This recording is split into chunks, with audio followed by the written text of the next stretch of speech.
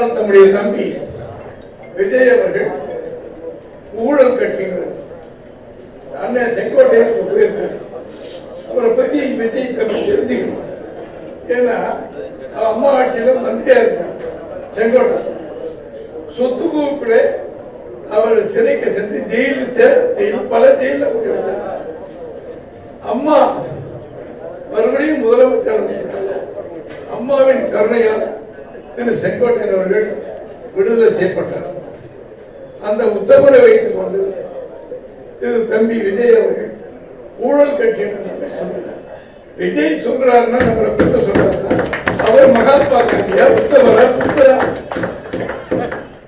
500 கோடி 200 கோடி 300 கோடி வாங்கிட்டு 25% மட்டும் கணக்காண்பித்து 75% அப்படியே கருப்பு பணமாக வைத்து எங்கே கொண்டு வச்சிருக்காரு தெரியல. மத்திய அரசாங்கம் பார்த்து அவர் ஒரு படத்திலேயோ அல்லது ஒரு கார் எடுத்து வந்ததுலயோ 1.5 கோடி அபராதம் வச்சிருக்காங்க.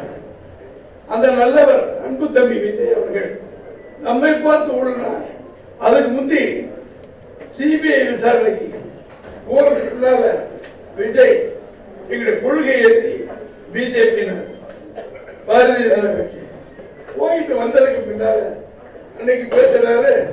2 கட்சியும் மட்டும் பேசுகிறார். ஆண்ட கட்சி ஆளுகின்ற கட்சி நம்ம 2 பேர்த்த மட்டும் பிஜேபி விட்டுட்டாரு. என்ன சொன்னாங்க தெரியல. சிபிஐ